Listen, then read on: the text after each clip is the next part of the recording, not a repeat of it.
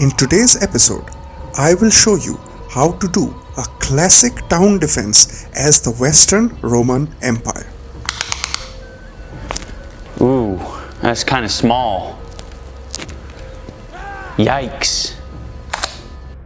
We shall go up against two full armies of the Angles and come out on top with just the city garrison and get by with a little help from my friends, the Imperial Army at fair Colonia Agrippina. The earliest known mention of the Angles may be in chapter 40 of Tacitus's Germania, written around 98 CE, exactly 300 years before the fight we are going to be doing today. Tacitus describes the Angli as one of the more remote Suebic tribes compared to the Langobardi, who lived on the Elbe and were better known to the Romans. He grouped the Angles with several other tribes in that region, noting these were all living behind ramparts of rivers and woods, and therefore inaccessible to attack. From their unassailable fortress, they watched us, waiting to pounce as soon as we are weak. They planned and they conspired. Unwilling or unable to take on us, they sent forward their proxies. The Langobards, the Franks, the Saxons were all pawns waiting to be sacrificed at their altar of victory. They watched aghast as all those powerful armies were crushed at fair Colonia Agrippina. As soon as Stilicho had reduced the Saxons to a mere shadow, a punitive expedition was sent forth to dispatch their rump state at Tulifordium. We came so close. One more forced march, and we would have extinguished the flame which burns at the Saxon capital, forever removing their names from history. Alas, as it is often with war, nothing goes according to plan. At this precise moment, the Angles chose to attack, forcing us back to our stronghold. Fair Colonia Agrippina, the jewel of imperial resistance, on whom domes shall be written, shall be held today against the might of the Angles. Today, we stop the Angles and prepare for an immediate counterattack against the Saxons before they find their footing, as they have lived on borrowed time long enough. Stay tuned for one of the most classic defenses, which are the hallmarks of the Western Roman Empire. Ladies and gentlemen, lovers of war, traders of great renown, I, the Strategic Indian, bid you welcome to my channel, where our motto is think, practice thinking. If you like the content, please do not forget to like and subscribe. Also, leave a comment, which will greatly help with the almighty YouTube algorithm. After wrecking my brilliant plans of counteroffensive and wiping out the Saxons at Tulifordium, here comes the two Angle army. Yeah, it's like the Anglo-Saxon connection. The Angles are coming in to save the Saxons. It's not going to help them. One unit has got a bunch of cavalry, and I have two entrance points with two pikes sitting on them. And the other one is filled with dog troops against Roman heavy infantry. So yeah, we know what time it is now, boys. It's time to set up the pikes to welcome this beautiful noble Germanic cavalry which is going to come and crash against this sea of pikes. So I didn't even bother to do the deployment before the fight because I have enough time before they come in. Plus the second army comes in from really far away. It's a normal marching, so it's not forced march, so it won't be super tired, but the second army takes forever to get here. So there's plenty of time. All I've done is I've hidden my cavalry in the bushes. Over there, you could see it momentarily. Meanwhile, the other projectiles are moved around, which I don't need, and I will be using mainly arrows at this point because this is pretty low armored troops, and here come these Nordic bands, units I really dislike, because they are pretty difficult to fight at. There goes our civilians of Colonia Agrippina trying to go after the invading army because their homes are getting attacked. This is a wonderful little mechanic of Attila. They of course don't do any damage when the enemy is actually not routed. I have seen them take a few scalps when the enemy is running away, so they they do help, I guess. The worst things about the Nordic band is that they have these projectiles which they can throw, so that makes them very difficult to fight with. Oh, this was not good. So I tried to make what is the stationary testudo, but it was not very well. So I tried to reform, and then they got thrown and they got hit by these projectiles thrown by the Nordic bands. So that was a little bit of but I didn't lose that many people. I lost like 5 to 10 people. Their horses are going around the city, so here we can see them coming around for the second line of pikes, because in the first line over here, then they can see that there is a competency plus a pike, so then they decide that maybe the second one is going to be better. However, I have got legios on the walls throwing their projectiles at these beautiful horses, and meanwhile our pikes are ready. Here comes the charge, and well, they didn't do a full charge. So they're just walking into the pikes, but that's pretty devastating. The pikes, if you have them ready and then horses charge them, that's what has been happening for thousands of years. A sharp pointed stick kills a horse on 4 legs. That's the way it has always been, and that's the way it is now. One of our cohorts spent their fire, so they are going to go back and reinforce the pikes. Not that I need it, pikes can take care of themselves against the horses. Meanwhile, we are now going to activate our hidden troops because those archers are giving a bit of a hard time to my competency spear and pike combination that I have, because the pikes don't have any armor at all. They have just wear cotton shirts, and that's no good.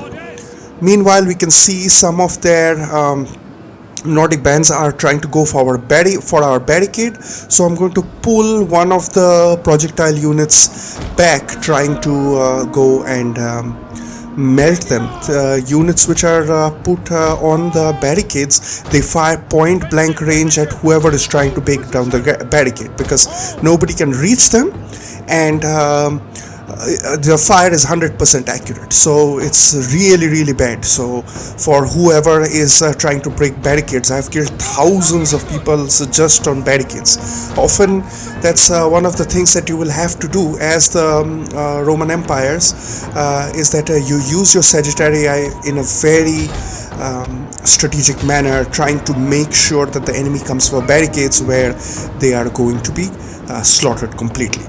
I have purposefully kept my general behind these ramparts, because if they are behind the ramparts and not on the ramparts, then they can't be attacked by slingers or javelin throwers, which do a lot of damage to infantry.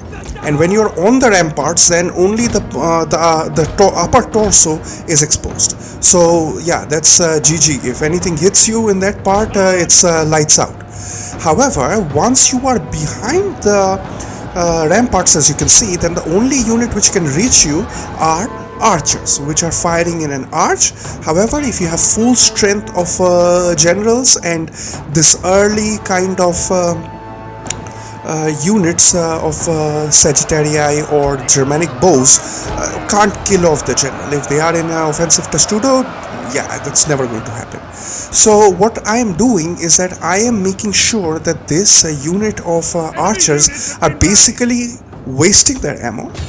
And a bonus is, sometimes what happens is that the javelins start firing at whoever is behind the ramparts, but because they can see in air quotes the units behind the rampart, but there is the actual rampart which stops the incoming fire. Therefore, there is no damage done, and they just bounce off of the walls, and the ammunition of this very dangerous unit, like a javelin, is wasted.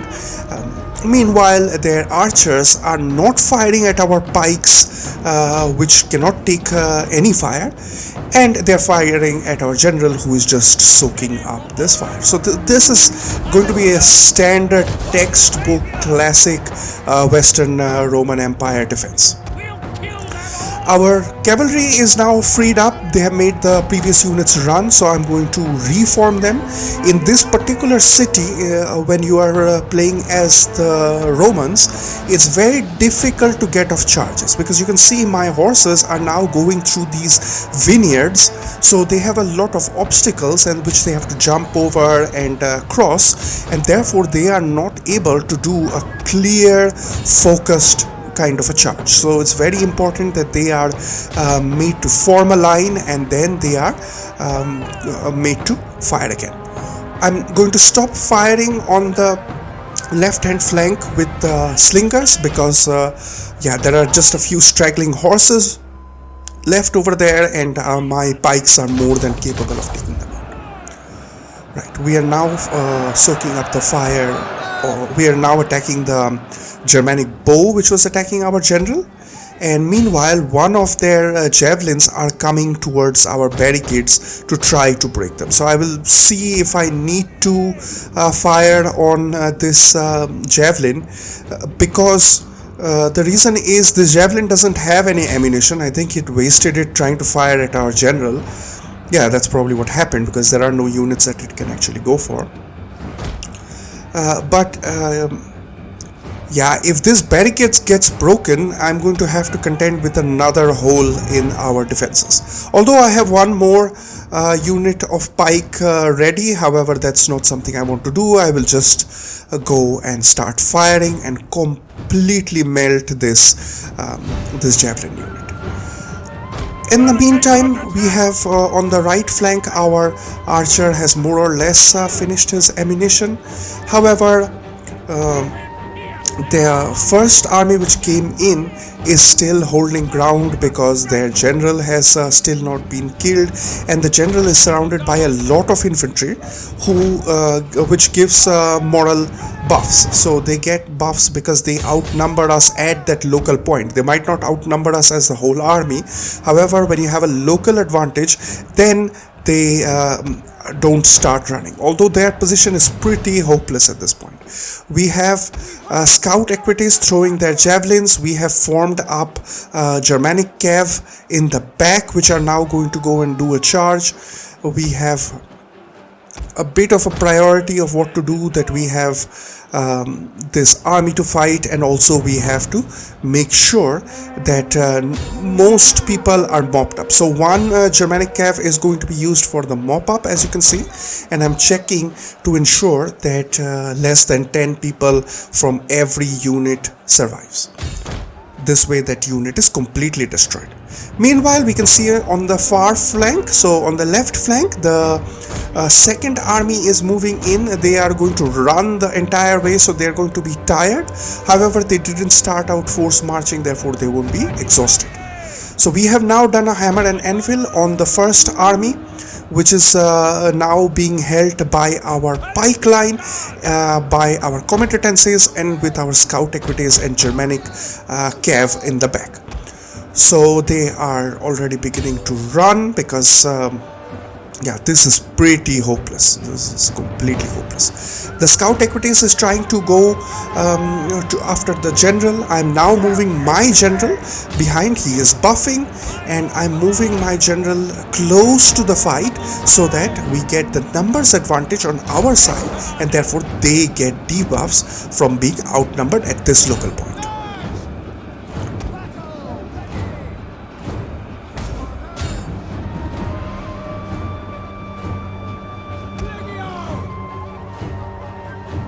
We'll just have to wait for the second army to come in.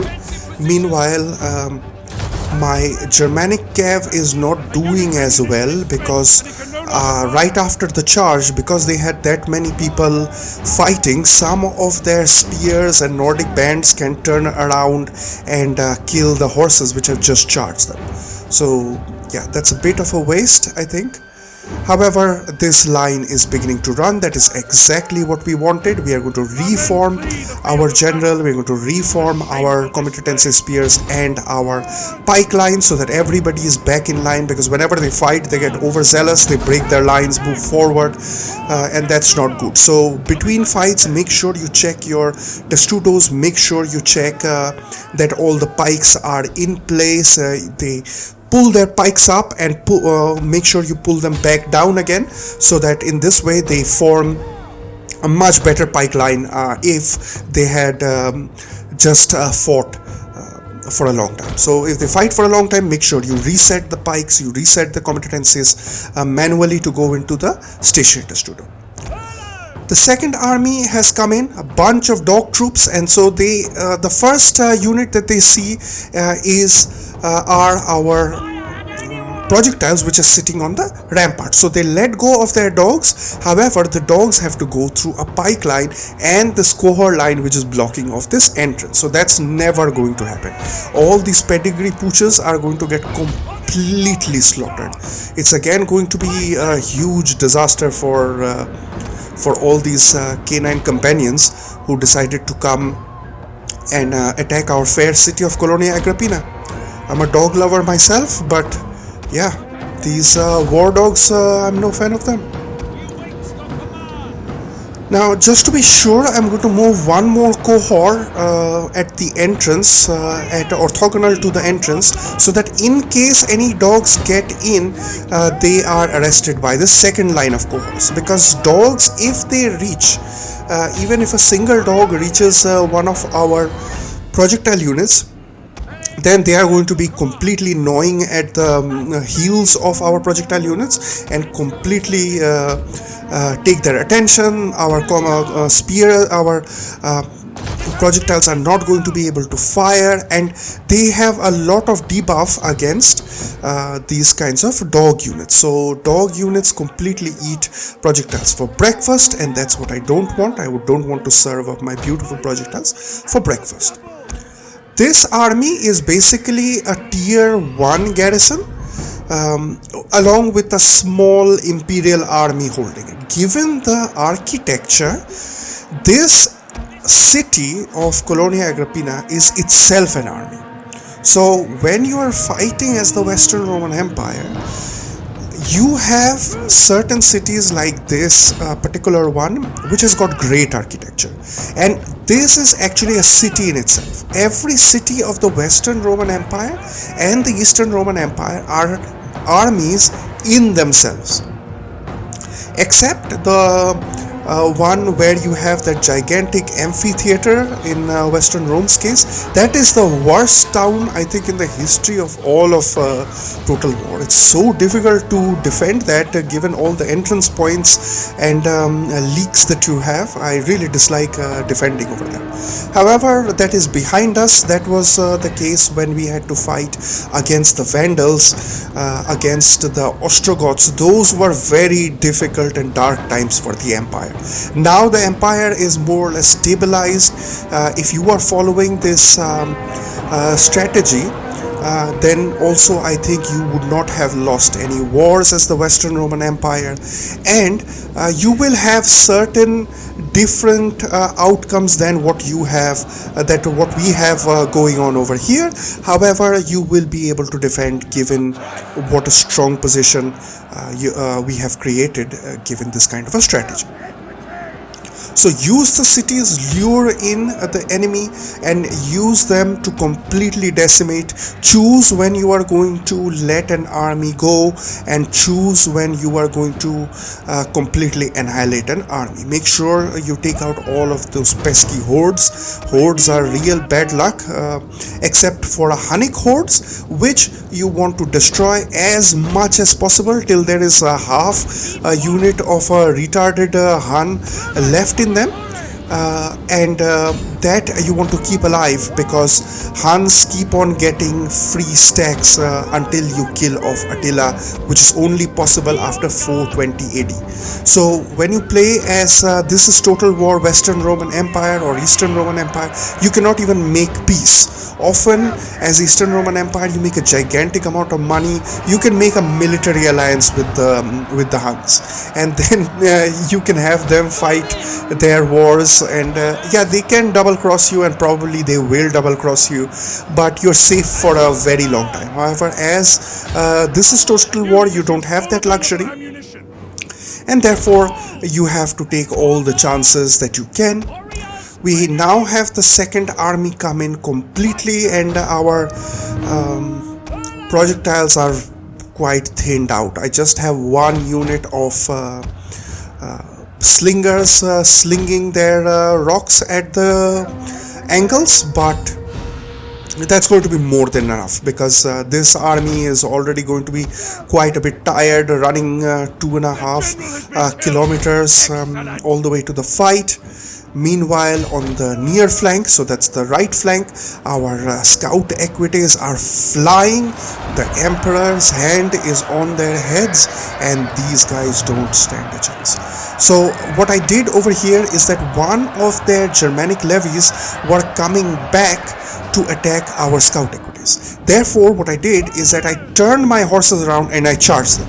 In this manner, they get charged before they reach up to my horses and engage them in melee, and I get the charge bonus once I do the attack. So never think that if it's a horse I have to be afraid of any and all spears. No, that's not the case. It's very case dependent, and it really depends on your situation. So take advantage, do exactly what the enemy does not want you to do.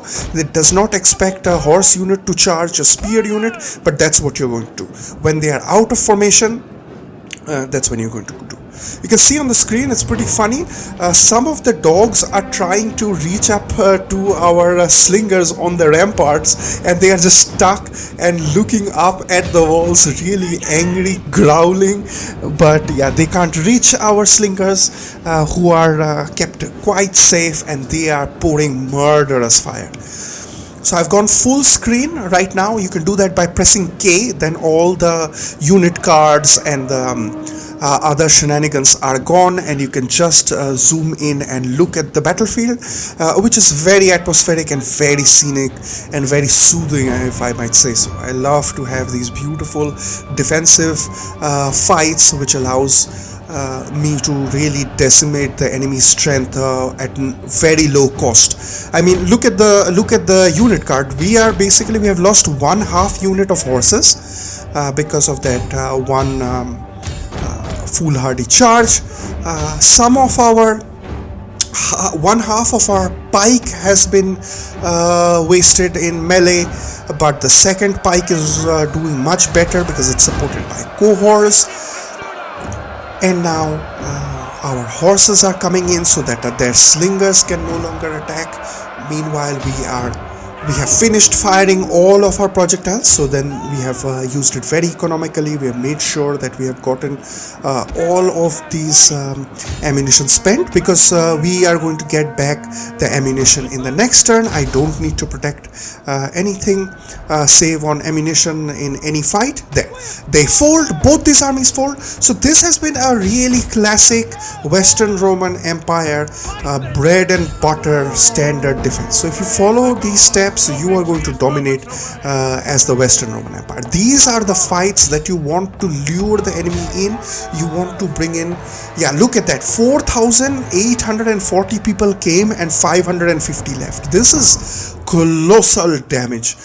One army, the High King of the Angles, has been wiped out, and the other army was a prince who now becomes the king. Excuse me.